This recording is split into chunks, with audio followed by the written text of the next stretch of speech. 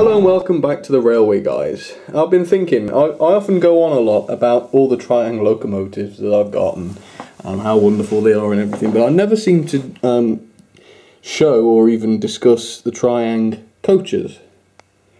And I've got, how many have I got? 3, 5, 8, 9, 10. I've got 12 coaches in total. No, I think I've got more actually, but these are just, I've got 12 anyway here, just to show you. Now this is a set that I bought recently, I'll show you that last, but I just wanted to show you, well, some of the Triang coaches. So these are what I suppose are the Blood and Custard series. I've got 2 brake vans, and then this one is the corridor version, but it doesn't have interiors. A lot of the Triang ones don't. But they're all very nice. Then the Pullman, which is really fabulous. Thinking that these are 50 odd years old, they are really, really nice. And these are Triang, so, you know, renowned for portability, durability, and as you can see, the fact that they still exist today means that they have worked. But just look at the detail inside.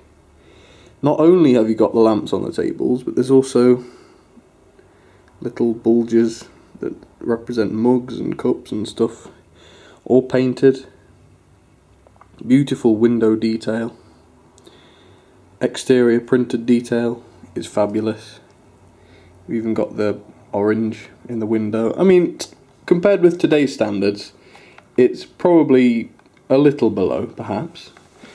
Arguably, I would say that it's probably on par with some of modern day details. Obviously it's not as long as it should be, well, for a traditional Pullman car. I do have some to compare it with, but for the age, and to say that they're producing things like this at the time, I think the Pullman series that Triang did is absolutely fabulous. Even the roof details, and I absolutely adore this coach.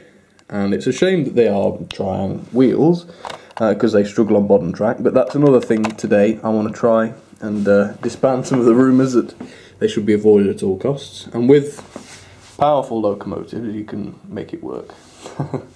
Now these two I'm not going to spend much time on because I've got the Dynacar and then the Urba, and they're R24 and R25 I think. Oh, that's a strange one, but this one's R24/R25. Then we've got the coach set, and coming from a similar coach set is this one in grey, without any decals or anything. I think I might have shown this before. This has got the viewing gallery at the top, which is very cool. No interior other than that, and there's also the one in blue. Again, no interior, but it's got this viewing gallery on the top, which is painted in slightly more detail, and it's very cool. And it's this set that I'm featuring today, so I'm going to put those on the rails and then you can see properly all the different coaches. Alright, so I'm going to show you the train as a whole. Pulling the load, we've got the V-Trains Class 37, which I've made a big fuss about in the past. I would have liked it to be in a Triang loco, but I've opted for power. And then we've got the Triang Railways baggage car. And this is, well, it's more unique than most of the cars, as in you've got opening doors, 4 of them, where I suppose you could put your baggage if you wanted to go that far. There's another, and there's 2 on the opposing side as well. I put that at the front. I don't know where that would go prototypically. And the detail is mostly painted, apart from on the top where there is some moulded details, and of course at either end where the corridor or the doorway would be. Second, we've got number 10724. This is the Triang Railways passenger car, the standard passenger car, and the other one is the same as well. Again, not a lot of moulded detail, although there is this kind of corrugated effect given to the walls, but again a nice coach with doors at either side at one end. Then, as I showed you a minute ago, we've got the roof observation car, Triang Railways 20425. The same deal really, moulded door at one end. I probably should have had this facing the other way. but it's symmetrical on both sides apart from this section of the roof. And yes, there is a door on the other side, and then we've got this little window here. On either end, on most of the coaches actually, so I don't know if that'll be a toilet or something along those lines, I'm not sure. Then we've got another one of the Triang passenger coaches, again 10724, which is the same as the first as far as I can tell, and that's pretty much the same. And then there's the special one, the Triang Railways 20537, and that is the observation coach with the rear observation bubble at the end with some seats glued in. Well, I'll say glued in. They come like that. And together it's a 5-coach set that I got from the Expressway model shop on the South Devon Railway. I won't tell you the price because it's quite ludicrous. Yes, I'm going to show you those running now, and then I'll get some of the others on the railway too. And we're going to get the old Triang Railways Transcontinental loco to pull those. Again, not for its visual attraction, but just for its power and ability to haul such a large train. But without further ado, the Class 37 is going to take this train away. Sorry about the shakiness. Preferably forwards.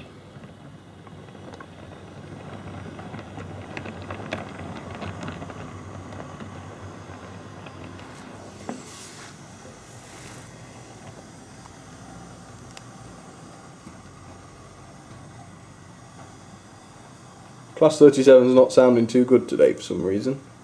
Probably not been run for a time.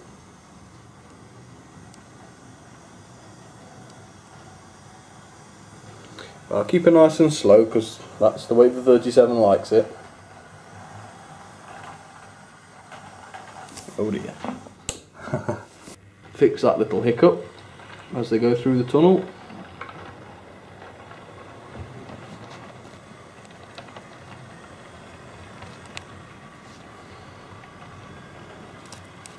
Which is incidentally is slightly the wrong colour, but oh well, never mind.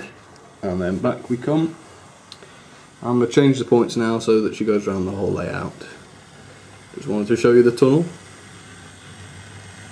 And so as you can see, with a suitably powerful loco and a suitably selected speed, you can actually get Triang coaches to run very nicely on any track. Of course, assuming it is double O track. If you try to use O gauge, it might not work. But yes, they do run very nicely. And now we'll leave those running while we get the Triang 4007, I believe it is. Transcontinental diesel loco. This week, well no, last week now, it had a strip down and complete rewire because it was a little bit intermittent, cutting out occasionally. You know, 50-year-old wiring. So that's all been replaced, and she's now working much better. So I'll get all the coaches on, and it's going to be a bit of a mix and match, as you're probably aware. Let's just watch these go by. And they do wobble on the points, of course they do. But that's why I say, if you've got a sensible speed, you should be alright. Okay, the Rattler is ready to go. Now this is considerably larger, and I probably should have used a Class 37 on this train, to be honest. But never mind. So it's a big mishmash, but they are Triang, and I realise that the brake vans come before the Pullman car, and they probably shouldn't do, but the Pullman car hasn't got a rear coupling, so it has to go at the back. So, with no further ado, we shall try to pull this train off. Like I said, it is a Rattler, so let's see how this goes. Ready?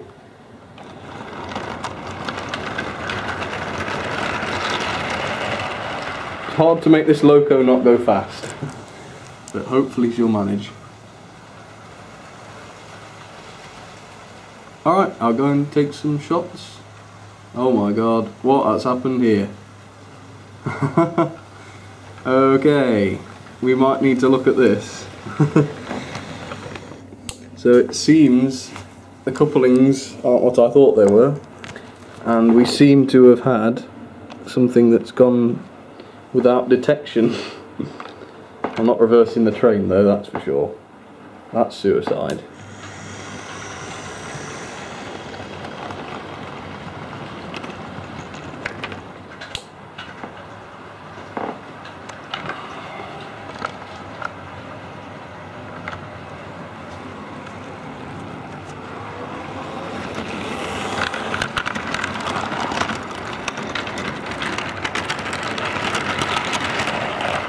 Yep, definitely a rattler, that one. I mean, this one is to some extent, but not so much as that.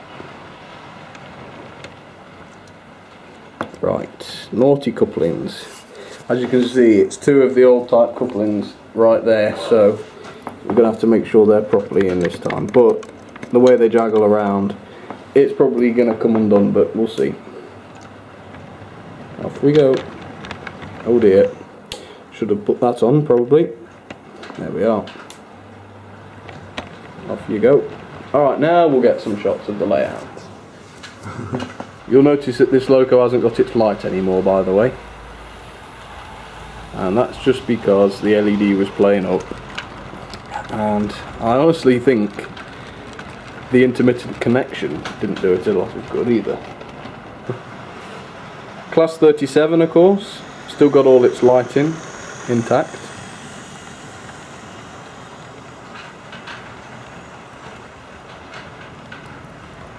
She could probably go a little faster, actually, thinking about it.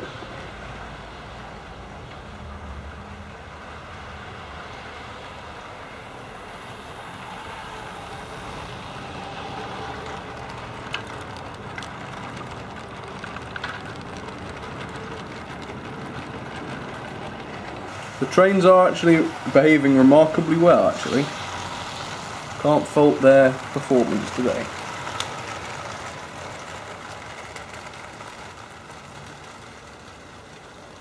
Keeping an eye out for the old Class 37.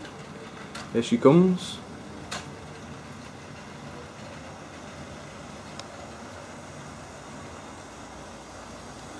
Through the scenic section. And then back to the carpet shortly after. Oh dear, it's happened again. Where is it? Should we go on a little coach hunt? Find out where the... oh, there it is. Alright, so we're going to have to stop things again.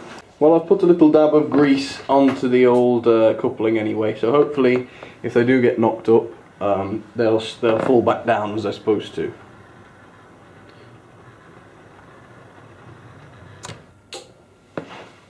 And that is a successful coupling, which doesn't often happen.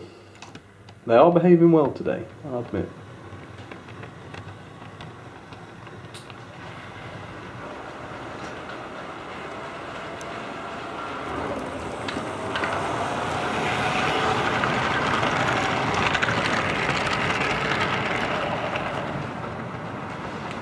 Going well.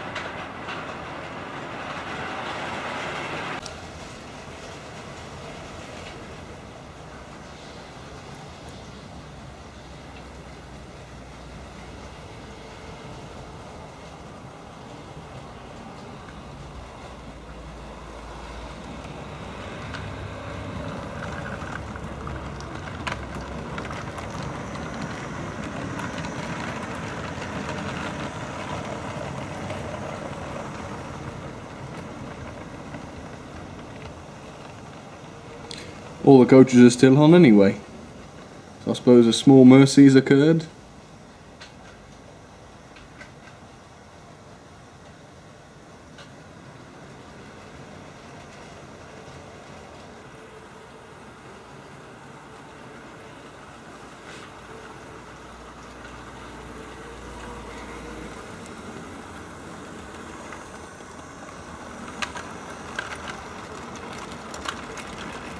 Bit of a tight bend there with the 37. Manages alright though.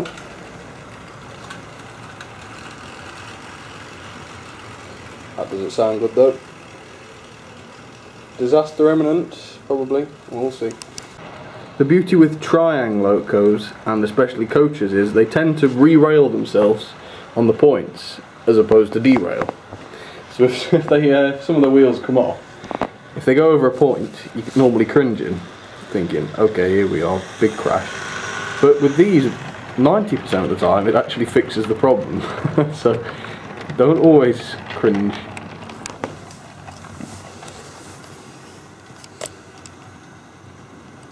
Although admittedly I've still not taught myself not to cringe if that happens. It still does.